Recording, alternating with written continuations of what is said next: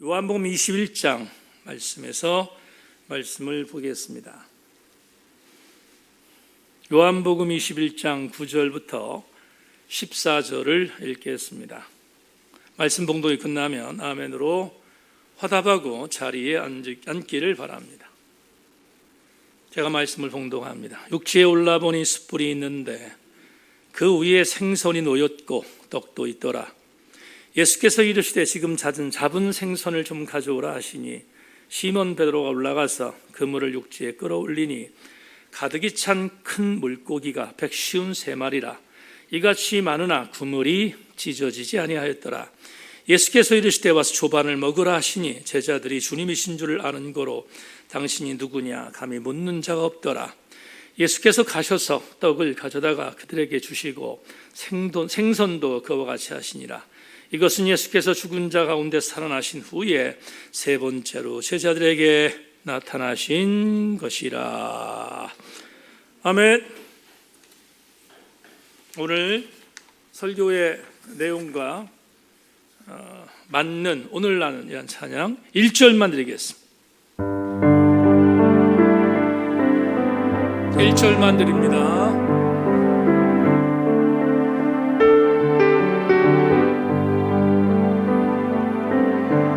내가 먼저 손 내밀지 못하고 내가 먼저 용서하지 못하고 내가 먼저 웃음 주지 못하고 이렇게 머뭇거리고 있네. 그가 먼저 손 내밀기 원했고 그가 먼저 용서하길 원했고 그가 먼저 웃음 주길 원했네. 나는 어찌된 사람인가.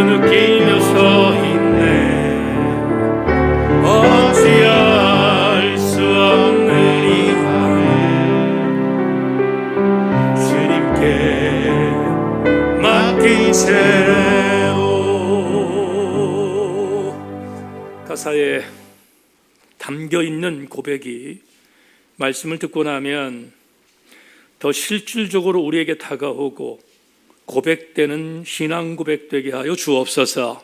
말씀 받겠습니다.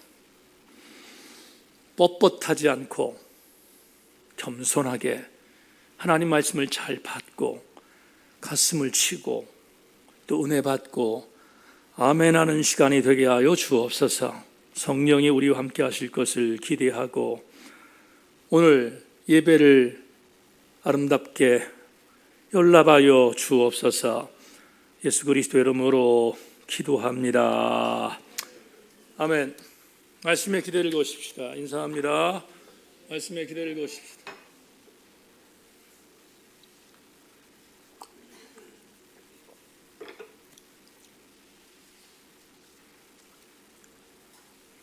상식을 존중하는 교회 두 번째 말씀 함께 나누겠습니다. 은혜 시간 되기를 소망합니다. 지난 카타르 월드컵에서 여러분 잘 아시는 것처럼 아르헨티나가 우승을 했습니다. 이 우승을 두고 수많은 언론들이 이렇게 대서특필했습니다. 메시의 대관식이었다. 그도 그럴 것이 메시라고 하는 축구 천재가 자기의 소속팀은 물론이거니와 여타 다른 대회에서는 우승을 거머쥐고 왕자의 자리에 앉았는데 유독 월드컵만큼은 우승을 차지한 적이 없었기 때문인데 이번에 월드컵을 두국에 선사함으로 인해서 메시는 마지막 남은 우승 포즈를 온전히 맞추는 최고의 펠레 이후의 최고의 축구 선수가 되었음을 우리는 인정할 수밖에 없습니다. 그래서 어떤 축구 평론가가 이렇게 말했습니다. 이번 월드컵은 메시를 위한 메시의 월드컵이었다. 이렇게 보도한 것을 보면서 동의했습니다. 누가 보아도 이번 월드컵은 메시가 주인공인 것이 사실입니다. 그렇지만 아무리 그래도 저는 오게티가 보였습니다. 준중결승에서 눈살을 찌푸리게 하는 행동들이 아르헨티나와 네덜란드전에서 벌어졌기 때문입니다. 네덜란드 선수들이 굉장히 거칠게 경기를 했습니다. 수많은 옐로우 카드가 나왔고 메시도 감정적으로 폭발했습니다.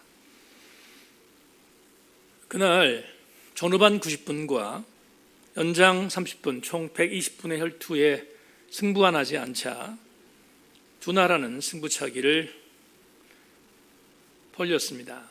결국 승자는 아르헨티나가 되었습니다. 승리한 아르헨티나 총 선수들이 120분 동안의 경기에 감정적으로 아르헨티나를 괴롭혔던 네덜란드 선수들이 고개를 숙이고 가는 필드로 가서 비아냥거렸습니다. 이유는 120분 동안 상당히 많은 거친 프로에 의해 항의하기 위함이었습니다. 그리고 고개를 숙이고 있는 네덜란드 선수들 앞에서 비아냥거리는 세리머니를 했고 그리고 그들은 최고로 승리를 극복했습니다. 뿐만 아니라 앞고는 기자들 존에서 경기 후 그날 우승의 주역이었던 승리의 주역이었던 리오넬 메시가 기자회견을 하고 있는 어간 그날 공교롭게 2개의 골을 네덜란드에 안겨주었던 베흐 호르스트가 회견장에 나타났습니다. 그리고 메시의 인터뷰를 들었습니다. 베흐 호르스트가 인터뷰를 기다리고 있었던 이유는 비록 적이었지만 존경하는 메시에게 인터뷰가 끝나면 유니폼을 받고 입고 싶었기 때문입니다. 그걸 알지 못하던 메시가 감정적으로 베르 호르스트에게 이렇게 외쳤습니다. 뭘 봐, 멍청아, 가던 길로 계속 가기나 해, 꺼지라고 라는 방송이 인터뷰 속에서 적나라하게 전 세계 방송에 퍼졌습니다. 기자가 만류해서 인터뷰는 그렇게 끝났습니다. 어제 설교 원고를 작성하고 제 블로그에 올렸더니 네티즌 한 명이 제게 이렇게 글을 보냈습니다. 목사님, 메시가 흥분한 것을 이해할 필요가 있지 않겠습니까? 네덜란드 선수들이 먼저 감정적으로 공격했기 때문인데 이 설교의 원고를 듣는 제 전생교회 교우들이 메시를 존경하는 사람이 있으면 적지 않게 혼돈스러울 것 같아서 알려드립니다 라고 제게 글을 보내주었습니다. 답글을 보냈습니다. 알고 있습니다. 그러나 오늘 제가 원고에 올린 이유는 메시는 패배자가 아니라 승리자이기 때문입니다. 승리자는 패배자를 안아줄 때 진짜로 승리자이지 않겠습니까? 아무리 감정적으로 화가 났어도 우승했던 메시는 그 정도의 인격을 갖고 패자에게 욕하는 존재가 되었다면 그는 승리했지만 역사 한편에서 패배자로 기록될 것이 자명하기 때문이다 라고 답했습니다. 여러분, 승리자는 진짜 승리자가 되기 위해서 패배자를 안아주어야 합니다. 그게 승리자입니다. 패배하여 고개를 숙이고 있는 자에게 가서 그의 등을 토닥거리고 안아주었다면 리오넬 메시는 최고의 선수가 역사적으로 기억으로 남지 않았겠습니까? 저는 이긴 자가 패한 자에게 가서 손을 내미는 것을 배려라는 단어로 사용하고 싶습니다. 배려라는 단어의 정의가 뭘까? 오늘 찬양한 그대로 먼저 손 내미는 것을 배려라고 정의할 수 있습니다. 배려의 가장 위대한 사역을 감당했던 주인공은 우리 주 예수 그리스도이십니다. 오늘 본문은 우리에게 아주 많이 익숙해 있는 본문이지만 오늘 상식을 존중하는 두 번째 교회의 핵심적인 교훈을 얻기 위해 오늘 본문을 다시 한번 곱씹어 보겠습니다. 오늘 본문 14절 마지막 절을 먼저 여러분 주목해 주기를 바랍니다. 이것은 예수께서 죽은 자 가운데서 살아나신 후 세 번째로 제자들에게 나타나신 것이라. 요한복음의 저자 요한 기자가 오늘 본문 디베라 바닷가에서 고기 잡고 있던 제자들을 만나신 주님을 세 번째 만남이라고 정의하고 있습니다. 맞는 말입니다. 왜냐하면 도마가 있었던 다락방 예루살렘에서 한 번, 도마가 없었던 장소에서 있었던 장소로 옮기셨던 주님은 두 번, 다시 말하면 도마가 없었던 다락방, 도마가 있었던 다락방에서 두 번을 제자들에게 나타나셨기 때문입니다. 그러니까 그 이후 디베라 호숫가에서 오늘 본문에 다시 제자들에게 나타나신 주님의 현현은 세 번째입니다. 그러나 엄격하게 말하면 부활하신 이후 이 장면은 주님께서 네 번째 보이신 것입니다. 왜냐하면 우리가 아는 것처럼 무덤에서 막달라 마리아를 비롯한 여인들에게 먼저 보이셨기 때문입니다. 그러니까 오늘 본문에 요한 기자가 제자들이라고 하는 앞에 단어를 제시했으니까 세 번째가 맞지만 예수 그리스도께서 부활하신 후 네 번째 제자들과 당신의 백성들에게 현황하신 사건이 오늘 본문인 것을 여러분에게 정리해 보겠습니다. 자, 그러면 제자들에게 세 번째 나타났던 장소는 어디였는가? 디베라입니다. 갈릴리는 직경과 넓이가 너무 큽니다. 저도 성지순례 갔을 때 갈릴리 호수가 이렇게 큰가 하는 것들을 눈으로 봤는데 정말 큰 호수입니다. 그래서 당시 예수님 당시에 이 갈릴리라는 이 호수는 여러 가지 이름으로 불렸습니다.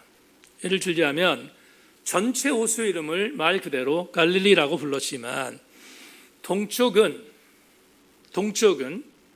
일반적으로 동쪽과 북쪽을 가리켜서 게네사렛이라고 불린 거에 반하면 오늘 본문 서쪽에 있는 갈릴리 호수를 디베라라고 불렀습니다. 이유는 간단한데 갈릴리 호수 서쪽에 티베리우스라고 하는 도시가 있기 때문입니다. 티베리우스는 헤롯이 당시 로마의 황제였던 티베리우스에게 자기의 분봉왕의 권위와 그리고 지지를 호소하기 위하여 헌납한 도시입니다. 그래서 깡촌이었던 한 도시를 아름다운 도시로 만들어서 티베리우스라고 하는 황제를 위하여 드린 도시라고 해서 티베리우스로 바뀐 것입니다. 티베리우스라는 말은 로마식 발음이고 그리고 유대인들의 발음으로 디베라라고 발음했기에 디베라 호수가 오늘 본문의 배경입니다. 오늘 본문 디베라 호숫가에서 어떤 일을 했는가? 예수님은 그들을 찾아갔다고 했습니다. 근데 그들이 누구냐 하면 7명의 제자였습니다. 좀 이따 말씀을 드리겠지만 7명의 제자가 티베라라고 하는 갈릴리로 가서 고기를 잡고 있었던 것. 그런데 주목할 것은 티베라는 갈릴리라는 큰 지역의 한 부분 지역이니까 티베라 역시 갈릴리라고 하는 땅에 속해 있음을 전제합니다. 그렇다면 왜 7명의 제자는 갈릴리로 갔을까? 추측하는 많은 학자들이 이렇게 말합니다. 그 이유는 마가복음 16장 7절 때문이다 라고 학자들이 말합니다. 마가복음 16장 7절 가서 그의 제자들과 베드로에게 이르기를 예수께서 너희보다 먼저 갈릴리로 가시나니 전에 너희에게 말씀하시는 대로 너희가 거기서 배우리라 하라 하는지라.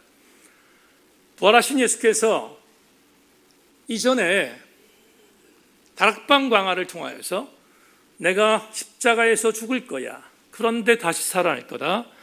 다시 살아난 뒤에 너희들보다 갈릴리로 먼저 갈 거야 라고 주님이 말씀하신 것을 기억한 메시지가 마가복음 16장 7절입니다. 그래서 많은 학자들은 이렇게 동의합니다. 예수께서 이렇게 말씀하셨기 때문에 그래서 제자들은 디베라 갈릴리로 가서 고기를 잡았다라고 해석합니다. 대단히 많은 신학자들이 말합니다. 근데 저는 동의하지 않습니다. 성서학자들의 이 해석을 제가 동의하지 않는 이유는 무세포로 동의하지 않는 것이 아니라 이유가 있습니다. 여러분 요한복음 21장 4절 오늘 본문에 우리가 읽지는 않았지만 앞에 있는 요한복음 21장 4절을 여러분에게 읽어드리겠습니다. 날이 새어 갈 때에 예수께서 바닷가에 서셨으나 제자들이 예수인 줄을 알지 못하는지라. 다시 한번 읽겠습니다. 날이 새어 갈 때 예수께서 바닷가에 서셨으나 제자들이 예수이신 줄 알지 못하는지라. 저를 좀 주목하십시다. 지금 디베라 바닷가에서 고기를 잡고 있었던 제자들은 총 7명입니다. 수장이었던 베드로를 중심으로 해서 베드로와 그리고 익명의 2명, 이름을 알지 못하는 2명의 제자, 그리고 나다나엘이라는 제자가 있습니다. 이 나다나엘 그리고 또 한 명은 오늘 분명히 본문에 제시하고 있는데 세베대의 아들들이라고 말합니다. 그러면 야고보와 요한일 것입니다. 디두모라는 도마까지 포함하여 총 7명이 디베라 바닷가에 가서 고기를 잡고 있었습니다. 그런데 조금 전에 읽었던 요한복음 21장 4절을 보면 학자들이 말하는 것처럼 이들이 예수께서 부활하신 뒤 갈릴리로 먼저 가실 거니까 갈릴리로 가서 고기를 잡고 있다 보면 부활하신 주님을 만날 거야 라고 하는 지극히 은혜로운 믿음 때문에 옮겼다는 학자들의 의견에 대하여 지지하지 않는 이유를 말씀드립니다. 이건 이재철 목사님의 책에 나오는 한 해석이 저를 휘감았기 때문입니다. 여러분에게 이재철 목사님의 이 부분의 해석을 여러분에게 읽어드리겠습니다. 주님께서 과거형으로 갈릴리 바닷가에 서 계시고 제자들은 과거 완료형으로 주님을 알아보지 못했다는 의미는 욕망의 바다에 빠져 있는 제자들에게 주님은 까마득하게 잊혀진 과거의 존재일 뿐 더 이상 현재의 주님이 아니셨다는 의미이다. 풀겠습니다. 우리 성경을 보면 요한복음 21장 4절에 서셨으나라는 이 단어는 과거로 기록되어 있습니다. 그런데 알지 못했다는 현재의 의미로 기록되어 있지 않아요. 그런데 헬라 원어 성경을 보면 그렇지 않습니다. 분명히 서셨으나라는 이 단어, 서셨다라는 이 단어가 지금 우리 성경으로 개역개정판 성경을 보면 과거형으로 쓰였지만 서셨던 주님의 현장 시제는 과거가 아니라 과거 완료로 기록되어 있습니다.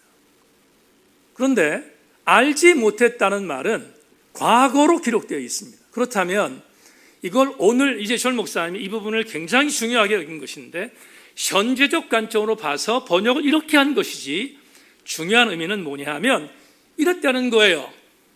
주께서 디베라 바닷가에서 고기를 잡고 있는데 고기를 잡고 있었던 주님은 오래전부터 고기를 잡고 있었습니다. 그런데 거기에 서 있던 제자들은 여전히 주님을 알아보지 못한 것입니다.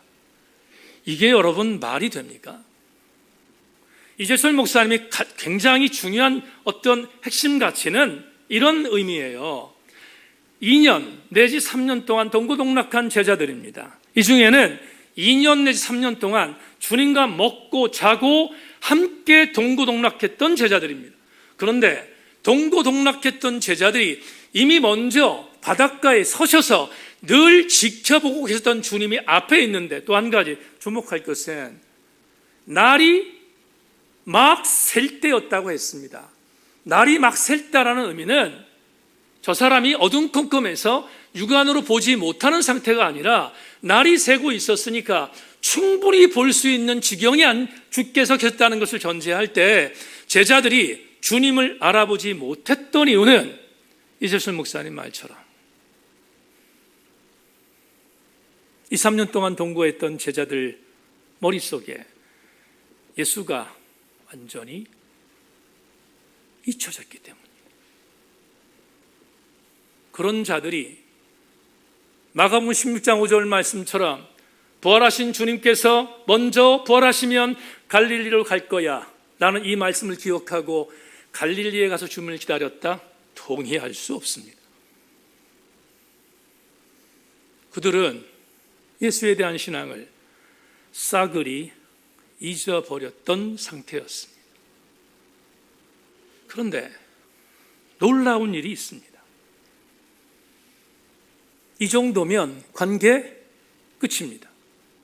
이 정도면 제자들이 아닙니다. 오히려 믿지 않았던 사람보다 더 못한 존재들이 제자입니다. 이 정도면 내가 주님이라면 그와의 관계를 끝내야 정상이지 않습니까? 근데 놀라운 일이 뭡니까? 주님은 이들을 찾아가셨습니다. 싸늘하게 자신을 배신했던 이들을 찾아가셨습니다. 그리고 고기 잡지 못해 서덕이고 있는 7명의 제자에게 오른편에 그물을 던져라. 백시운 3마리를 잡았다고 했습니다. 그리고 잡은 고기를 가지고 육지에 올라왔습니다. 마침 숯불을 펴놓고 있었는데 거기에 고기를 굽고 있었습니다. 주님의 부활의 확실성을 알려주는 대단히 중요한 내용이 뭐지요? 주님의 부활이 얼마나 현실적인 정확성을 갖고 있는가. 지금 숯불에 굽고 있는 생선을 가져오라 이렇게 말씀하시고 떡과 제자들에게 나눠주셨다. 다시 성찬식을 한 거죠. 나눠주셨다. 그런 뒤에 조반을 다 드시고 난 이후 다른 성경을 보면 베드로를 부르세요. 그런데 베드로를 제자들이 있는 상태에서 부르시지 않아요. 다른 성경 보시면 나오는데 제자들이 있는 상태에서 부르신 게 아니라 제자들이 있었던 동선, 6명의 제자들이 있었던 동선과 약간 떨어진 장소에서 베드로를 다시 부르셔서 요한 아들 시몬아, 내가 이 사람들보다 더 나를 사랑하는가? 3번을 물으신 뒤에 세컨드 미션을 주셨잖아요. 내 양을 먹여라, 내 양을 쳐라 라고 하는 미션을 주셨어요. 그 내용이 요한복음 21장에 있는 메시지입니다. 오늘 여러분 제가 중요한 부분만 읽었지만 요한복음 21장 전체 우리에게 익숙해 있는 메시지입니다. 그런데 주목할 게 하나 있습니다. 어떤 주목함인가?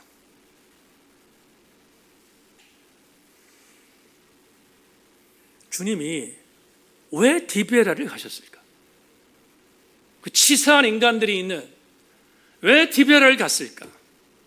이유가 뭘까? 그리고 주님은 가셔서 그들에게 떡을 주시고 잡은 생선을 주시며 조반을 나누셨을까? 이유가 뭘까? 오늘 상식을 존중하는 교회 2번째의 레마입니다.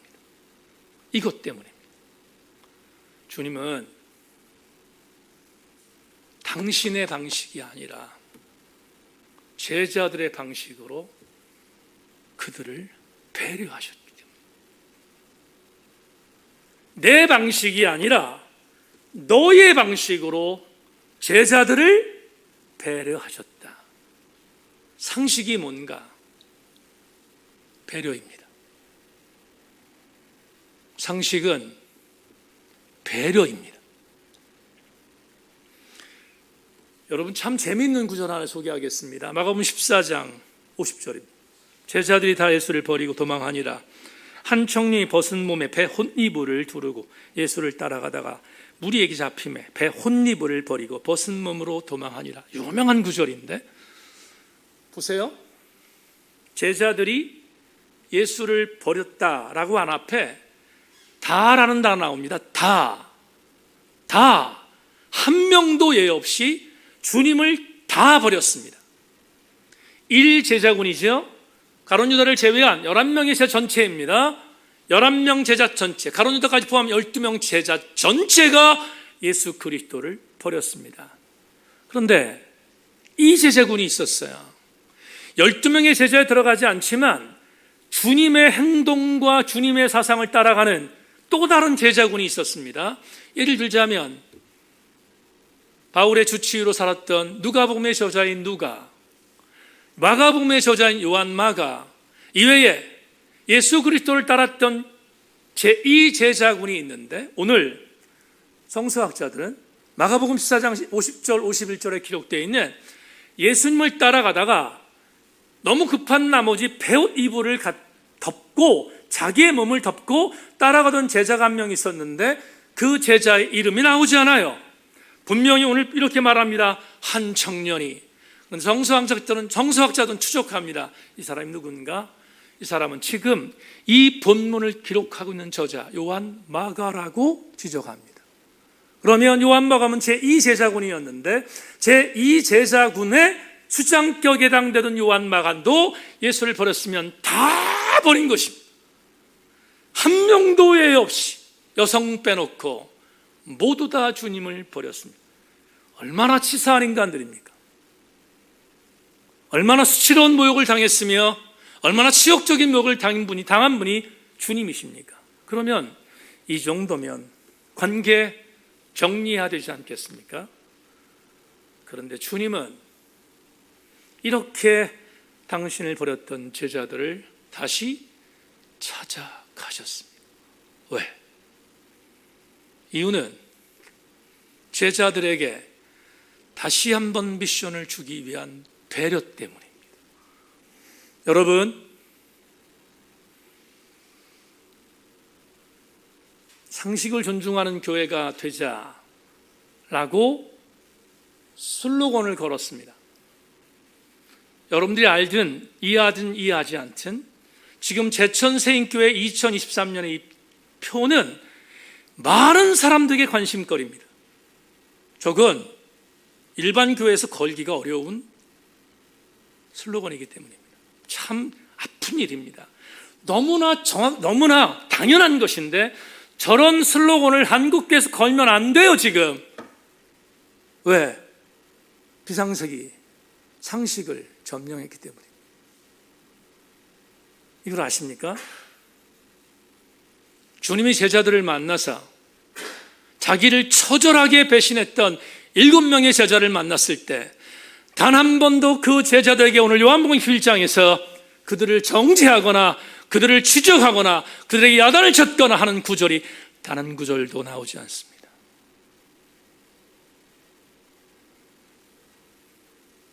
주께서 하실 말이 왜 없었겠습니까? 그런데 주님은 단 한 구절도 제자들을 나무라지 않습니다. 그리고 그들의 입장에 서서 그들의 눈높이에 맞추어서 내려갔습니다. 오늘 본문에 안나 제가 쓰진 않았지만 내가 이 사람들보다 더 나를 사랑하는가? 라고 하는 이 요한복음 21장에 있는 베드로와 함께 대화 속에서 가장 주목할 내용이 나오잖아요. 3번의 질문 속에서 베드로에게 벌벌벌 떨고 있는 베드로에게 요한의 아들 시몬아 너 이 사람들보다 더 나를 사랑하는가? 아가페스메 아가페 질문하셔서 아가페의 사랑으로 질문해요. 아가페의 사랑으로 질문합니다. 2번에 걸쳐서. 그런데 베드로는 필레오라는 사랑으로 하나 밑에 단계로 대답합니다. 지은 죄가 있으니까. 그래서 3번째 질문, 주님께서 그 마음을 알고 베드로에게 3번째로 질문한 것에 이렇게 말합니다. 그래 베드로야, 그러면 너 나한테 필레오로 사랑으로 사랑할 수 있겠는가를 물어요. 아가페를 고집하시던 주님께서 3번째 질문에서 베드로의 눈높이로 내려가셨어요. 왜 그랬습니까? 주님이 아가페의 사랑을 양보하신 겁니까? 그렇지 않습니다. 베드로를 배려한 것입니다. 사랑하는 교우들이여, 배려는 내 관점이 아니라 너의 관점으로 생각할 때 이루어지는 것이 배려입니다. 한국교회가 이 배려를 회복하지 않으면 한국교회는 희망이 없습니다. 사사기, 최악의 사사 삼손. 여러분, 삼손은 나시인으로 태어났습니다. 근데 그 삼손이 나시인으로 태어났는데 출발부터 단추를 잘못 깬 사건을 사사기서 14장 3절에서 이렇게 말합니다. 그의 부모가 그에게 이르되 내 형제들의 딸들 중에나 내 백성 중에 어찌 여자가 없어서 내가 할례 받지 아니한 블렛 사람에 가서 아내를 맞으려 하느냐 하니 삼손이 그의 아버지에게 하나님은 블렛의 손에서 이스라엘 구원하라고 그의 아버지에게서 이르되 내가 그 여자를 좋아하오니 나를 위하여 그 여자를 데려오소서 하니라. 여러분, 1월 말에는 담임 목사의 4번째 책이 나옵니다. 다시 한번 책에서 보시겠지만 많은 학자들이 사사기라는 책에서 삼손이 사사이기에 그의 잘못이 있음에도 불구하고 나름대로 두둔합니다. 두둔해서 삼손의 잘못들을 덮어주려고 하는 부분으로 수많은 책들이 나왔습니다. 저는 그렇지 않습니다. 블레셋의 손에서 이스라엘 구원하기 위해 택한 나실인 사사 삼손, 블레셋에 내려갑니다. 하나님 명령이 블레셋에서 이스라엘 구원하라고 하니까 내려갔는데 얼토당토않게 여자를 봤습니다. 그 여자를 본 뒤에 집에 와서 아버지 마노아와 그의 어머니에게 이렇게 마음을 졸입니다. 아버지 어머니, 내가 딥나에 내려갔는데 여자를 봤는데 마음에 듭니다. 나 그 여자를 아내로 삼고 싶으니 허락해 주십시오. 그러자 부모가 말합니다. 어디 이 땅 유대인들 가운데서 여자가 없기에 너를 하나님께서 이스라엘을 구원하라고 만들었던 너를 블레셋의 손에서 구원하라고 만들었던 그 블레셋의 여자를 어떻게 아내로 삼을 수 있느냐 반대합니다. 그러자 한 발도 물러나지 않았던 삼손이 그가 말한 당위를 이렇게 말합니다. Get her for me. 나를 위해서 그녀를 취하게 해주십시오. Because she pleased me. 그녀는 나를 즐겁게 해주기 때문입니다. 저희 please라는 단어를 영어 단어는 그렇게 썼지만 히브리 언어를 보면 성적인 쾌락을 만족시켜주는 여자입니다. 왜 이 구절을 여러분에게 소개하는가? 이유가 있습니다. 삼손의 출발이 잘못된 것은 삼손은 자기 입장에서 모든 것들을 해석했습니다. 내 입장에서 한 발도 물러서지 않고 그는 하나님의 나시린의 권위를 무시했습니다. 결국 그는 최악의 사사가 됩니다. 여러분, 사사기에 등장하는 수많은 사사 중에서 가장 질이 나빴던 사사가 누군가? 삼손입니다. 나선영 하양북선의 최정점에 있었던 사람이 누군가? 삼손입니다. 그만큼 삼손은 최악의 사사로 역사에 남습니다. 여러분에게 오늘 본문을 소개했습니다. 그리고 삼손의 이야기를 했습니다. 이런 생각을 마무리하고 정리하겠습니다. 배려는 상대방을 생각하는 생각으로 시작됩니다. 심지어 내 생각이 100번 1000번 양보하여 내 생각이 옳아도 당신 생각이 내가 인정할 때 당신의 생각을 통하여 어떤 희망을 얻을 수 있다면 내 생각을 포기하는 것에부터 시작되는 것이 배려입니다. 주님은 이 배려를 실천하신 분이었고 삼손은 그 반대에 있었던 자였음을 고발했습니다. 2014년 진도 앞바다에서 우리 아이들이 수장됐습니다. 오늘이 2023년이니까 이제 9년이 되어가고 있습니다. 상당히 많은 사람들이 세월호 얘기를 하면 그만하자고 말합니다. 이제 그만해도 된다고 얘기합니다. 경기까지 합니다. 여러분 아십니까?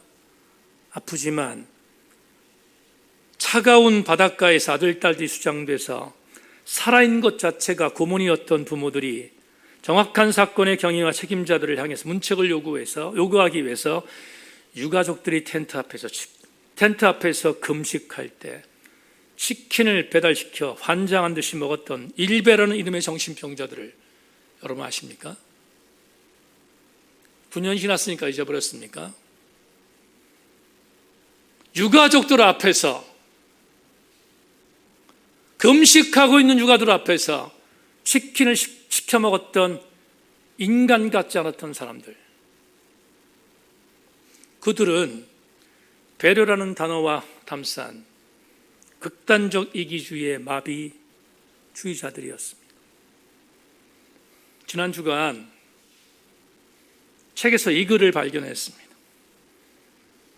눈물은 머리의 것, 울음은 온몸의 것이다. 얼마나 가슴이 와닿는지 모릅니다. 배려는 눈물을 흘리는 정도가 아니라 같이 울어주는 것입니다. 그래서 바울도 로마서 12장에서 이렇게 말했습니다. 즐거워하는 자들과 함께 즐거워하고 우는 자들과 함께 울라. 제가 존경하는 글보시자 길보신 김기성 목사님이 오래전에 이런 글을 자기 책에서 칼파했습니다. 배려할 줄 모르는 사람은 참된 자기로부터도 멀어진 사람입니다.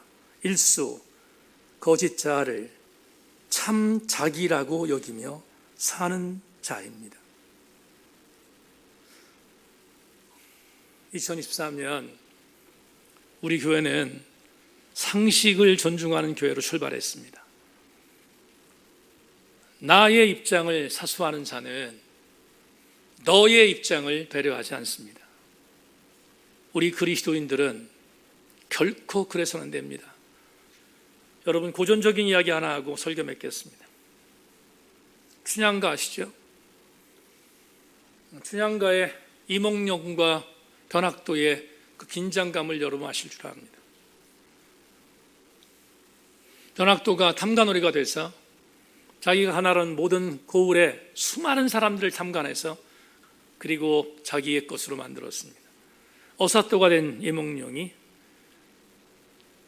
찾아왔습니다. 변학도가 잔치를 벌이고 자기에게 수정들지 않는 춘향이를 죽이려고 하는 그 잔치장에서 거지의 모습을 하고 왔던 이몽룡이 하나의 글을 써서 현장을 발칵 뒤집어 놨습니다. 여러분 너무 잘 아시는 거죠. 금준미지는 천이러리요 억반가는 만성거라 총문학시의 밀로락이요 가성고체 원성거라. 풀면 이런 뜻입니다.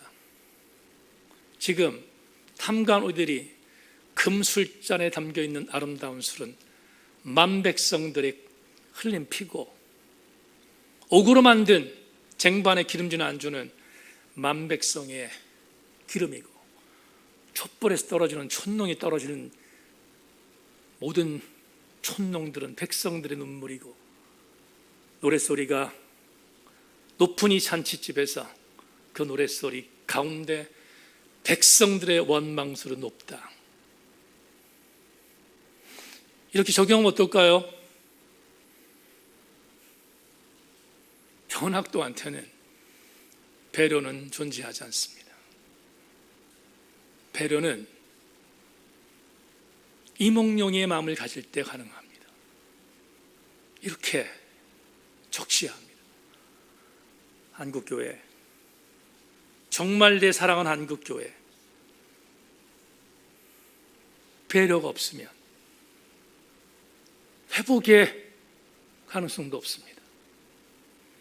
나만 주장하면 한국교회는 희망이 없습니다. 바라기는 2023년 우리 세인교회가 배려하는 교회가 되기를 소망하고, 나도 배려하는 사람 되어줘서, 그래서 한국교회가 상식을 존중하는 그런 교회로 발돋움하는 구루터기 역할을 우리 세인교회가 감당하기를 주의 이름으로 소망합니다.